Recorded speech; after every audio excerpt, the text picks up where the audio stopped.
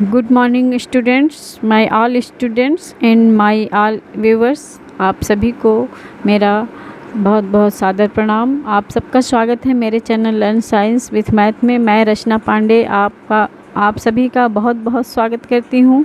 आज मैं पुनः आपके समक्ष उपस्थित हूँ एक नए विषय को लेके, पदार्थ, जिसमें धातु और अधातु, इसके सभी प्रश्नों के उत्तर, इस पाठ के मैं सभी प्रश्नों के उत्तर यहाँ पे आपको बताऊंगी और समझाऊंगी। और वीडियो कैसा लगा आप कमेंट बॉक्स में नाम लिखकर ज़रूर बताएं, और जो भी सुझाव हो वह कमेंट्स बॉक्स में दें जिसमें मैं सुधार करूं, और लाइक कमेंट्स करना ना भूलें। मेरे जो भी नए व्यूवर्स हैं सभी से रिक्वेस्ट है कि आप सभी चैनल को सब्सक्राइब करें। चलिए हम चलते हैं अपने प्रश्न उत्तर की ओर। प्रश्न क्रमांक 1, निम्नलिखित में से किसको पीटकर पतली चादर में परिवर्तित किया जा सकता है? तो जिंक, सल्फर, फास्फोरस और ऑक्सीजन। तो 4 ऑप्शन हमें दिए गए हैं। इनमें से हम किसको पीटकर पतली चादर के रूप में परिवर्तित कर सकते हैं? तो इसका सही उत्तर है जिंक को पीटकर हम पतली चादर में परिवर्तित कर सकते हैं। तो इसका उत्तर क्या होगा? जिंक। प्रश्न नंबर 2, निम्नलिखित में से कौन सा कथन सही है, यह हमें बताना है। तो का नंबर, सभी धातुएं तन्य होती हैं। खा नंबर, सभी अधातुएं तन्य होती हैं। गा नंबर, सामान्यतः धातुएं तन्य होती हैं। और घा नंबर, कुछ अधातुएं तन्य होती हैं। तो इसका सही उत्तर क्या होगा कि धातु जो होती हैं वो क्या होती हैं? सामान्यतः जो धातुएं हैं वो तन्य होती हैं, जैसे लोहा, तांबा, ये सब, एल्युमिनियम, इनको पीट कर हम क्या करते हैं? पतले तार के रूप में इन्हें परिवर्तित कर सकते हैं। इसलिए सोना हो गई, चांदी हो गई, तो ये तन्य होती हैं। ठीक, तो सामान्यतः हम क्या कह सकते हैं? धातुएं तन्य होती हैं। प्रश्न क्रमांक 3, रिक्त स्थानों की पूर्ति कीजिए। अब हम प्रश्न क्रमांक 3 की ओर चलते हैं। हमारा प्रश्न 3 है कि रिक्त स्थानों की पूर्ति कीजिए। का नंबर, फास्फोरस बहुत अधातु है। मतलब यहाँ रिक्त स्थान में जो पूछा जा रहा है कि फास्फोरस कैसी धातु है, सक्रिय धातु है कि निष्क्रिय धातु है? तो यहाँ पे उत्तर होगा हमारा कि फास्फोरस जो है बहुत सक्रिय धातु है। प्रश्न नंबर खा नंबर है, धातुएं ऊष्मा की क्या और क्या होती हैं? अर्थात धातुएं ऊष्मा की क्या होती हैं? तो इसमें हमारा उत्तर आएगा धातुएं ऊष्मा विद्युत की सुचालक होती हैं, है ना। यहाँ उत्तर होगा विद्युत और सुचालक। जो रिक्त स्थान है उसमें विद्युत आएगा और सुचालक आएगा, तो इसलिए धातुएं ऊष्मा और विद्युत की सुचालक होती हैं। अगला प्रश्न गा नंबर है कि आयरन कॉपर की अपेक्षा डैश डैश डैश अभिक्रियाशील है। तो यहाँ रिक्त स्थान में क्या आएगा कि आयरन जो है यह कॉपर की अपेक्षा अधिक अभिक्रियाशील है। ठीक, अब घा नंबर, अगला घा नंबर, धातुएं अम्लों से अभिक्रिया करके क्या बनाती हैं या कौन सी गैस बनाती हैं? तो जो धातुएं होती हैं वो अम्लों से अभिक्रिया कर हाइड्रोजन गैस बनाती हैं।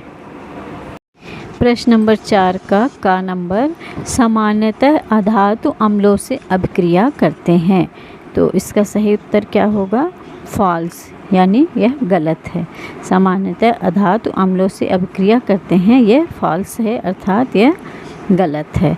खा नंबर, अगला नंबर है खा, सोडियम बहुत अभिक्रियाशील धातु है। यह ट्रू है या फॉल्स है? तो सोडियम जो है यह बहुत अभिक्रियाशील धातु है, यह ट्रू है, अर्थात यह सत्य है।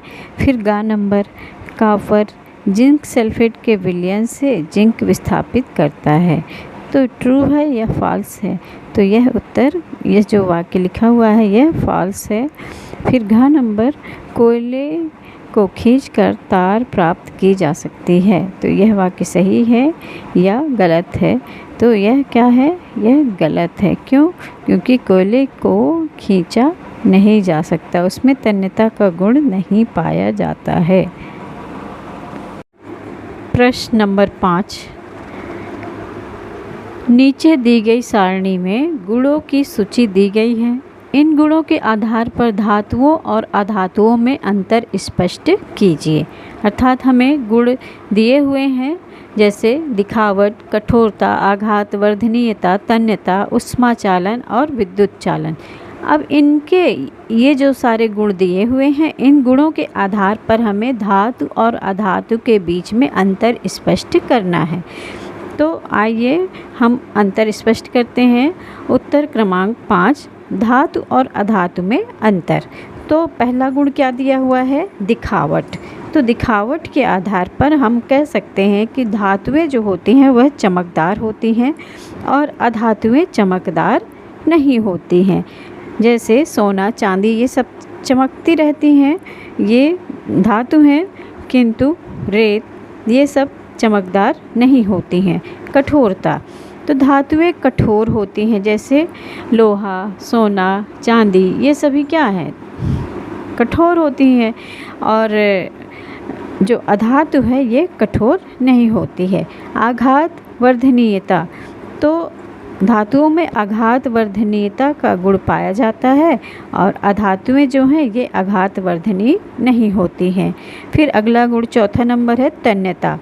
तो धातुएं क्या होती हैं? तन्य होती हैं, अर्थात उनको खींच के हम जितना लंबा कर सकते हैं, यह उनका गुण क्या कहलाता है?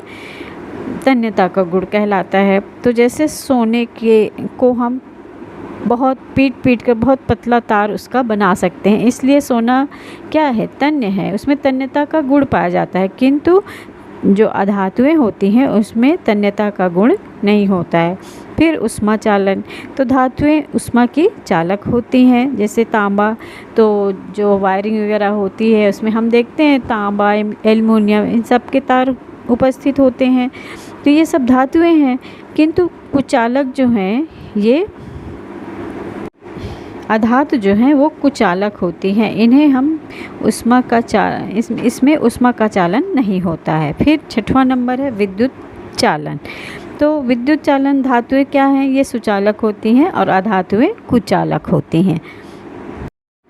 इस तरह से हमने प्रश्न नंबर 5 कंप्लीट किया। आइए चलते हैं हम अपने अगले प्रश्न नंबर 6। प्रश्न नंबर 6 है कि निम्नलिखित का कारण दीजिए। तो इसमें हमको कुछ वाक्य दिए गए हैं, इन वाक्यों ऐसा क्यों कहा गया है यह हमें कारण सहित बताना है। तो आइए हम चलते हैं अपने पहले कारण की ओर।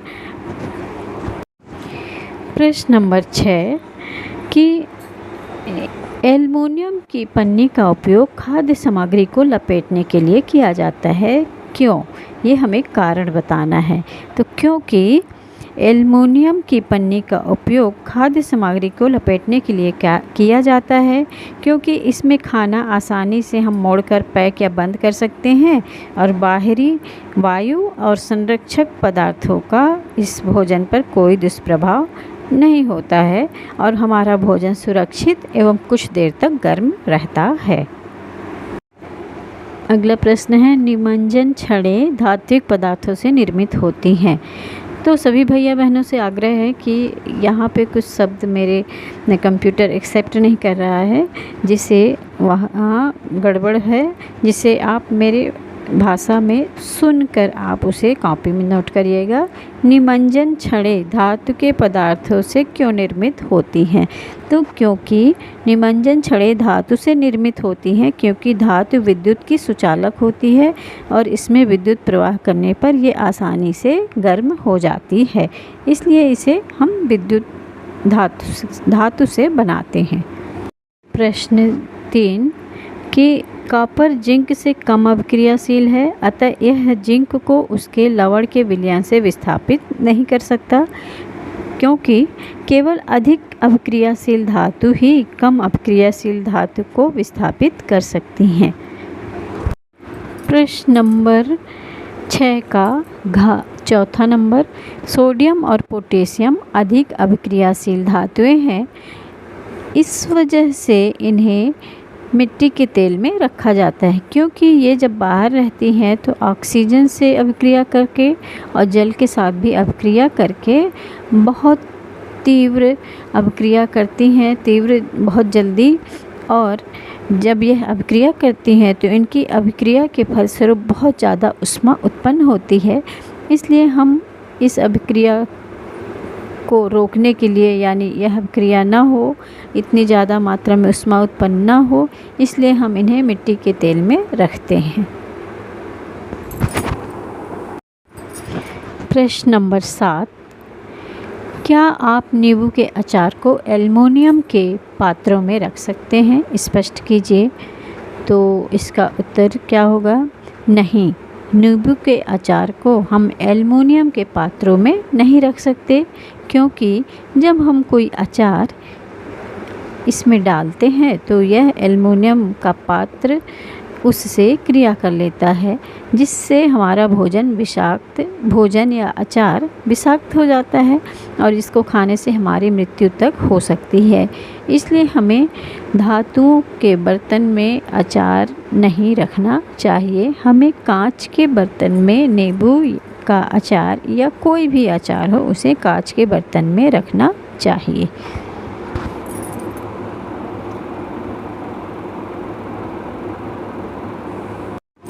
बच्चों, आज बस इतना ही। अगला प्रश्न 8 नंबर से लेकर के प्रश्न नंबर 11 तक अगले वीडियो में आपको बना के दूंगी। तब तक के लिए आप इसको पढ़िए, समझिए। Thank you. मिलते हैं अगले वीडियो में। तब तक के लिए आप इसको पढ़िए, लाइक कमेंट शेयर करना ना भूलें। जिन्होंने सब्सक्राइब नहीं किया है वो सब्सक्राइब करें। Thank you.